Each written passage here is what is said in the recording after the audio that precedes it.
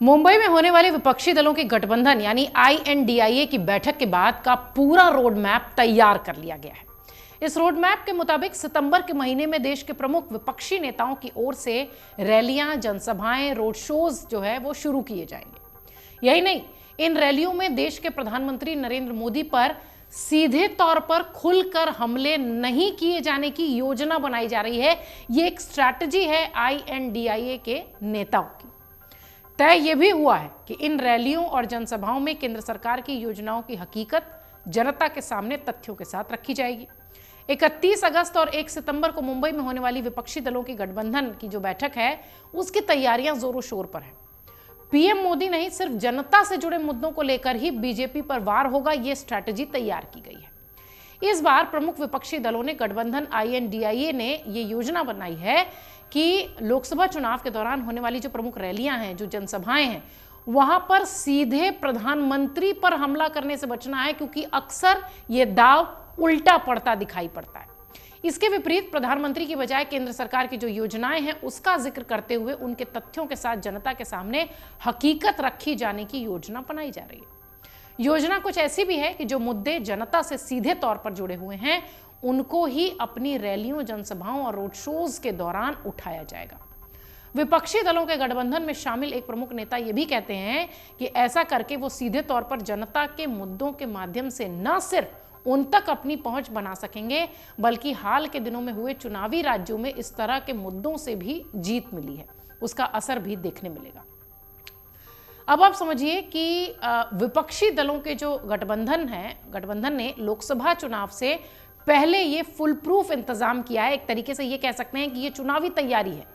सूत्र कह रहे हैं कि यह भी तय हुआ है कि मुंबई बैठक के कुछ दिनों बाद से ही देश के अलग अलग हिस्सों में विपक्षी नेताओं की रैलियां, रोड शोज और जनसभाएं शुरू हो जाएंगी। एक अनुमान यह भी कहता है कि सितंबर के दूसरे सप्ताह में इन रैलियों और जनसभाओं का आगाज दक्षिण भारत से किया जाना है। योजना है कि जिस राज्य में ये रैलियां और जनसभाएं होंगी, वहां के विपक्षी दल जो इस गठबंधन में शामिल हैं वो तो रहेंगे ही, इसके साथ ही दूसरे राज्यों के प्रमुख दल के नेताओं को भी इन रैलियों में बुलाया जाएगा। तैयारी होगी। विपक्षी दलों में शामिल एक वरिष्ठ नेता यह भी बताते हैं कि ऐसा करके एक बड़ा संदेश इन राज्यों में देने की कोशिश होगी, जो कि भारतीय जनता पार्टी यानी बीजेपी के खिलाफ एक नैरेटिव, एक माहौल बनाने की कोशिश करेगा। मुंबई में होने वाली 2 दिनों की विपक्षी दलों के नेताओं की बड़ी बैठकों में से कई और अहम फैसले की भी उम्मीद है। कहा यह जा रहा है कि इस बैठक में गठबंधन के चेयरमैन समेत कुछ वरिष्ठ पदाधिकारी जो हैं वो चयन की प्रक्रिया भी पूरी करेंगे। विपक्षी दलों के गठबंधन में शामिल एक वरिष्ठ नेता ये भी बताते हैं कि मुंबई में होने वाली 2 दिनों की बैठक में जो तय किया जाएगा उसका अगले कुछ दिनों के भीतर ही जमीन पर उतरने का पूरा काम जो है वो पूरा खाका तैयार होगा।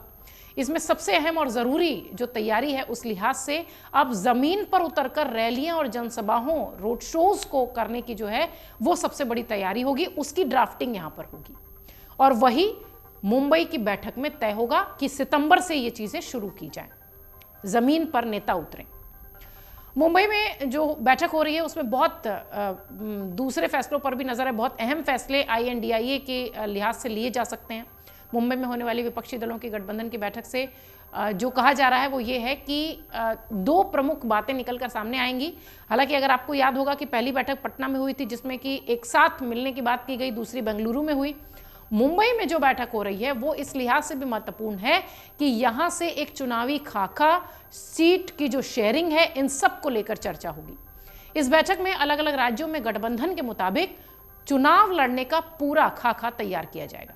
सूत्र ये भी कह रहे हैं कि अभी तक की जो योजनाएं हैं उसके मुताबिक अब तक 450 से ज्यादा सीटों पर विपक्षी दलों को सिर्फ एक प्रत्याशी ही चुनाव मैदान में उतारने की योजना है। हो सकता हो इस पर आगे कोई मतभेद हो, लेकिन फिलहाल सूत्र बताते हैं कि यह तय हो चुका है। प्रत्याशियों को मैदान में उतारने का अभी कोई ना तो फैसला लिया गया है और ना ही अलग अलग पार्टियों की ओर से यह तय किया गया है कि किसी प्लान को सहमति मिली है। लेकिन हाँ, सूत्र ये जरूर कह रहे हैं कि मुंबई में होने वाली इस बैठक में यह तय हो सकता है कि किस पार्टी को उसके राज्य में कितनी सीटें मिलेंगी। मुंबई की यह बैठक बेहद महत्वपूर्ण है आईएनडीआईए गठबंधन के लिए। उस बीच जो एक बड़ी स्ट्रैटेजी निकलकर सामने आई है वो ये बताती है कि मुंबई की बैठक के बाद जो रैलीज, जो जनसभाएं, जो रोड शोज होंगे उसमें प्रधानमंत्री पर हमला करने से बचना है, क्योंकि वो भारी पड़ जाता है कई बार विपक्षी नेताओं को अगर वो प्रधानमंत्री को कुछ उस तरीके की बातें कह जाते हैं जिसका कि चुनाव में फायदा बीजेपी को मिल जाता है। शायद इसी स्ट्रैटेजी के तहत INDIA गठबंधन ने रैलियां, रोड शोज में केंद्र सरकार की योजनाओं पर हमला करने की बात कही है, लेकिन पीएम मोदी का नाम लिए बगैर। अमर उजाला अब आपके टीवी पर भी।